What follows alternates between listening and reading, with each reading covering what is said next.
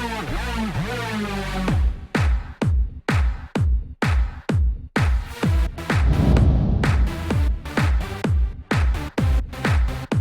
out to everybody out there on White Street. You already know what it is. Salute to everybody. What's going on, y'all? Welcome back to SteveBussaGS. We got another scorecard reaction for you guys, and you already know what it is. Nightwish Wednesday, baby. We're diving into new territory. This is going to be our first time listening to Annette, as well as our first time not watching a live performance. So we're going to hear studio or album quality while also hearing the third Nightwish singer finally diving into it. If you didn't see my video where we already decided who the best Nightwish singer was, it's available for you down in the description below. I highly recommend that you check out that video. And we're ready to get into this. Do me a favor, run the gauntlet, hit the like button, hit the subscribe button, little bell notification guy. And I got an interesting question for you guys down in the comments today, right? Here's my question. I understand that there's 3 different Nightwish lead singers at any given point, right? We agree. I do not know why any one Nightwish singer was replaced with a different Nightwish singer. I don't really care. That's not what I'm asking you about. Here's my question. My question is, do you think that there was any room, so take the Annette situation, right? Where instead of getting rid of Annette and bringing on Fleur, do you think that there is value in having brought on both Annette and Fleur and having 2 females as a part of Nightwish as a band that are capable of performing at a lead girl, best girl type stance, right? Because like I feel like from a duet standpoint, there's probably a lot of unique, awesome music that Thomas could have put together with 2 lead singers like that. And I know Marco sings and yada yada yada. That's not what I'm talking about. I'm talking about the idea of 2 main lead singers, even if it's only for certain songs. Like, would there be any value in that? Would you like that?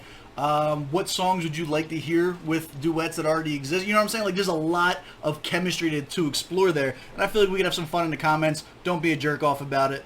Are we still doing our disclosure? Nah, I feel like my audience has found me. You know what I'm saying? I feel like we'll go back to doing the disclosures and shit like that. If I get some more ignorant comments. But for now, I feel like everybody that's still stuck around this far, you guys have an idea for my temperament and what my intentions are. So we should be Gucci.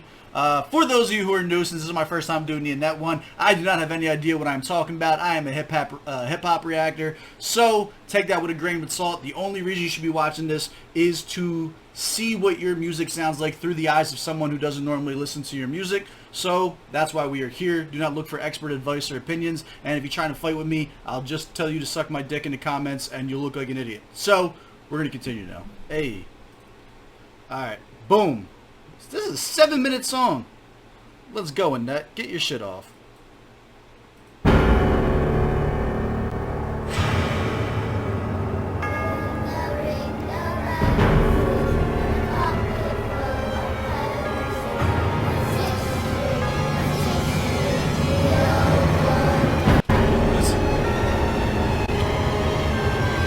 This is not going great for her from the beginning. I understand that it's called Scaretale, and I put 2 seconds of thought into that. I do not like being scared. I don't like horror movies and shit like that. Little girls, little kids creepily chanting shit is the most terrifying thing in the world. So we're not off to a great start. I also didn't realize this is like an actual production value video. That's super dope. I'm excited about that. Oh, don't do it to me.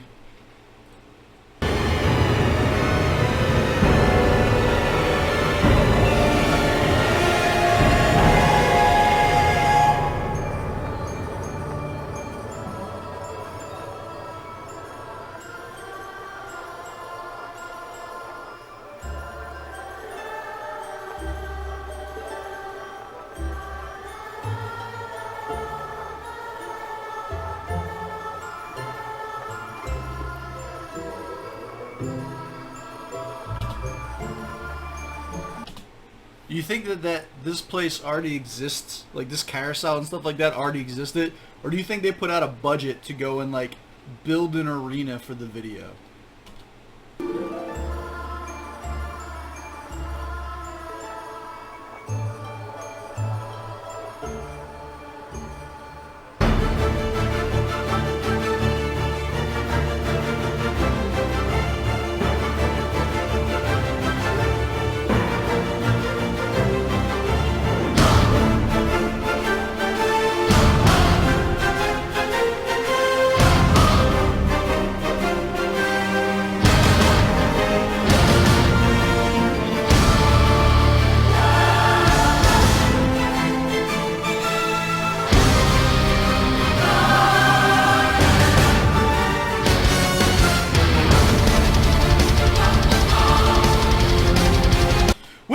start yet. This is hot as shit.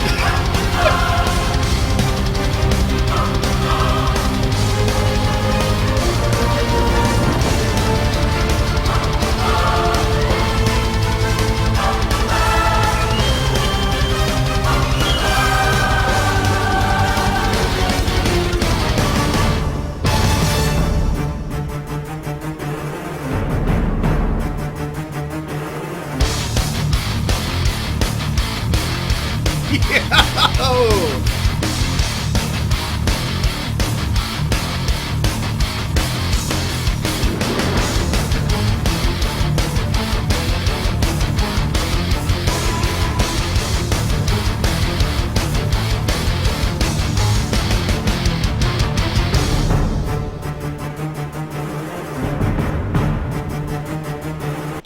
Alright, we're 3 minutes in. They haven't started. Oh, you know what? I keep saying they haven't started yet. This is an interesting conversation piece, I guess. Like, for me, in my mind, the song's not starting until I hear somebody start singing.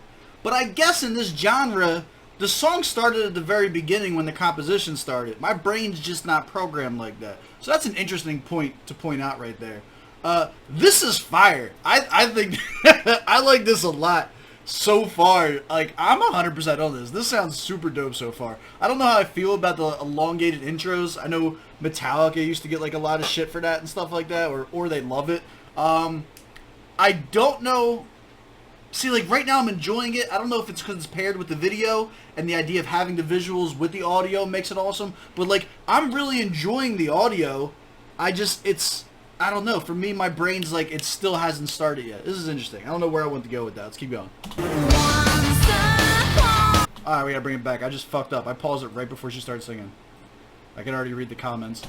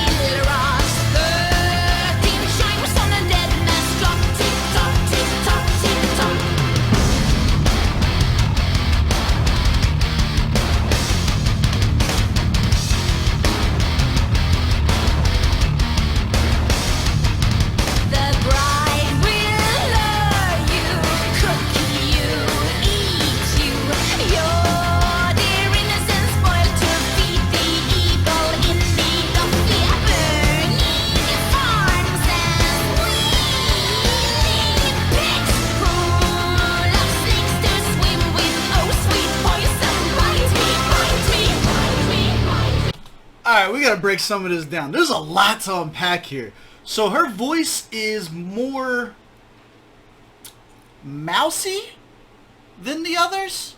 I don't know how else to put it, but it sounds purposeful. Like, it sounds like her voice, like the actual sound of her voice, fits the aesthetic that I feel like they're going for. She also looks like the overall imagery here is like a combination of like Disney villain meets Tim Burton, which is kind of a dope vibe.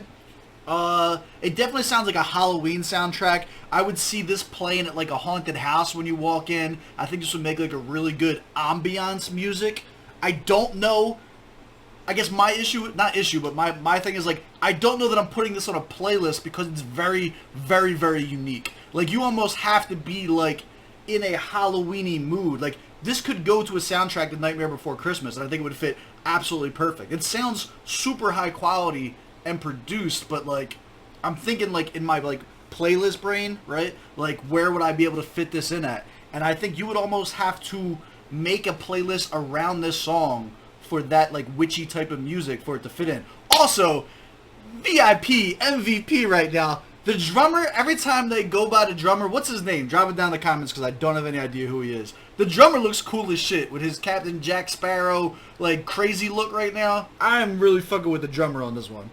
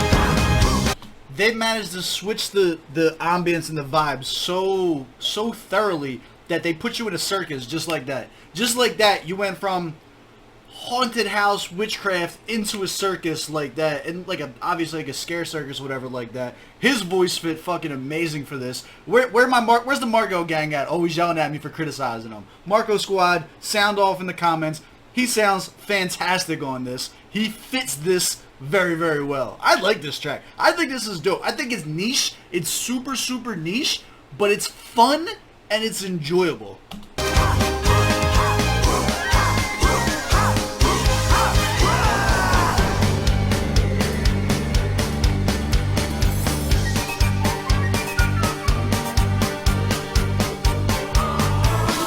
Flute kills me.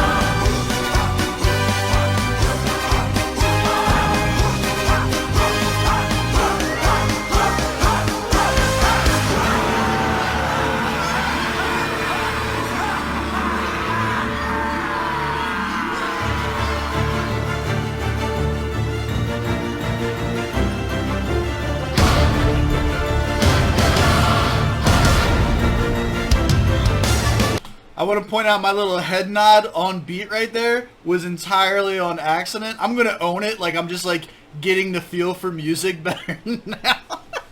I impressed myself with that head nod on beat. I just needed that to be on record for this video.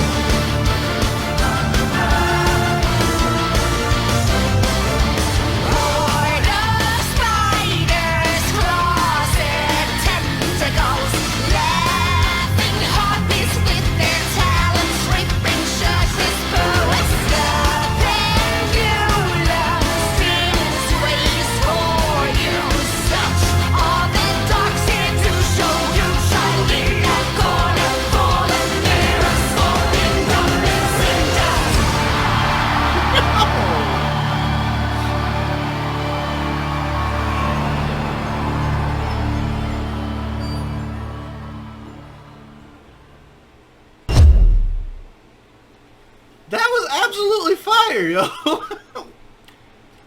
So there's a couple things I guess to talk about that leads up to, I got like tears in my eyes. I was all excited and shit. There's a few things I guess we should hit up about this then.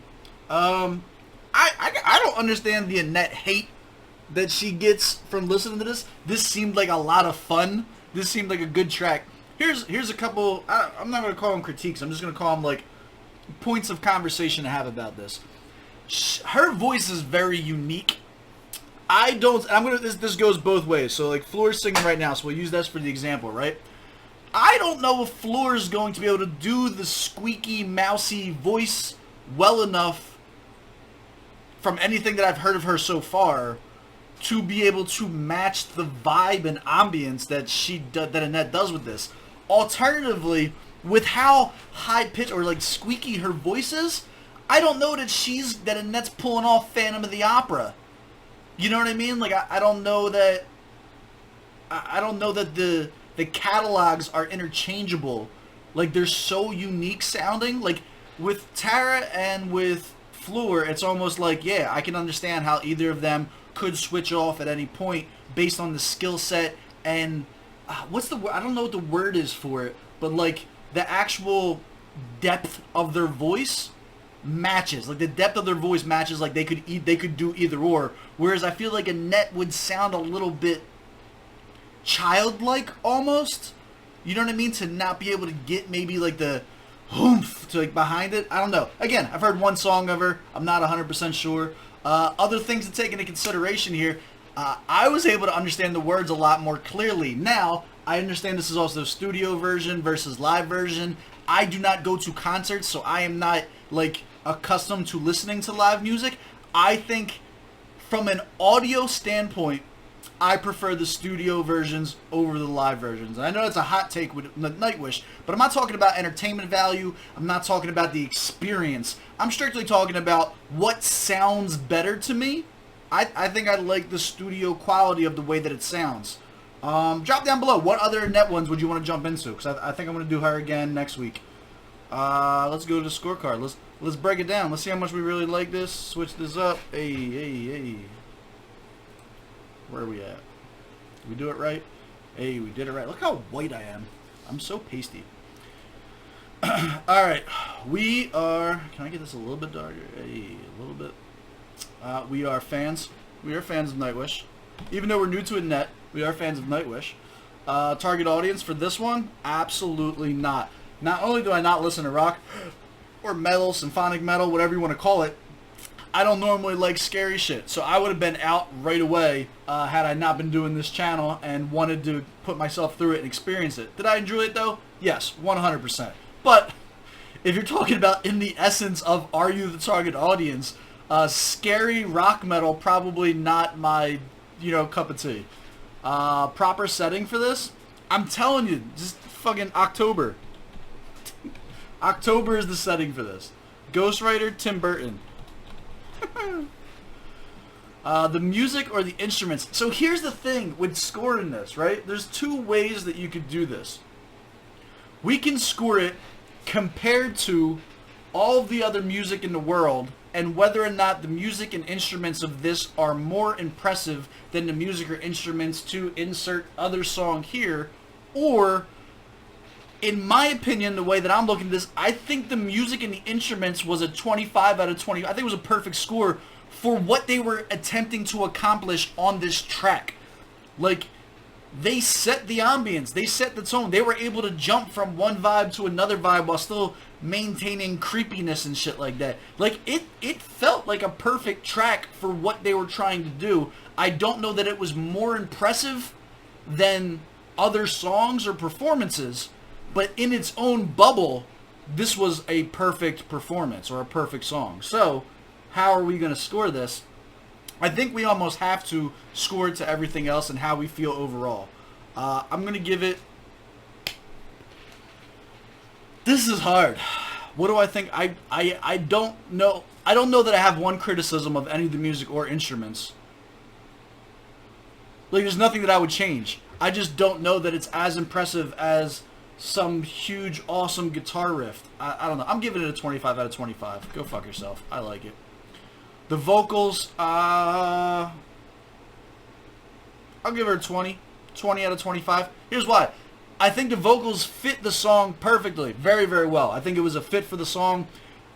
There wasn't a whole lot of range explored on there, and I don't know that this holds up to other performances that we have seen to rate it more than a 20. But I give it a solid 20. Lyrics or bars? You guys are going to hate me on this. This is getting a 15 out of 15 because it was studio quality, because I was able to listen and hear what they were actually saying. There was a lot of imagery. Everything was spooky related. There was a lot of cohesiveness. Now you might be like, oh, Steve, shut up. There's cohesiveness on every song. It doesn't matter if the other songs are cohesive if I can't understand the words when I listen to them. That is what is important for me. It's my channel. Go cry somewhere else. For me, this was 15 out of 15. I liked it. I was able to tell that it was all cohesive. I was able to understand what she was saying. It was spooky, and I'll probably take points off for trying to scare me. But overall, it was enjoyable. Sound quality, 15 out of 15. Cohesiveness and atmosphere, an absolute 10 out of 10. Nailed it out of the park. Now, enjoyability, I'm giving it an 8. Super enjoyable under specific circumstances. So here's why. The same thing I said before, I don't know that it's going on a playlist. I don't know, like, I'm not repeating it. I might send it to somebody, like, yo, check this out. But it's not like a 10 out of 10 for me. I'm probably not going to listen to it again unless it's like, hey, somebody else needs to go check this out. You know what I mean? But, like, the circumstances that it's enjoyable under, I'll put this on a Halloween playlist. I'll put this on, like, in October for, like, a party, a house party that we're having or something like that, that's spooky themed, like a costume party. I think there's specific circumstances that this becomes very, very enjoyable under. With that being said, 93 out of 100 is my score. Do you agree? Do you disagree? Drop down in the comments below. Let's talk about it. I love y'all. I appreciate y'all coming to check me out, as always, and I will catch you on the next one.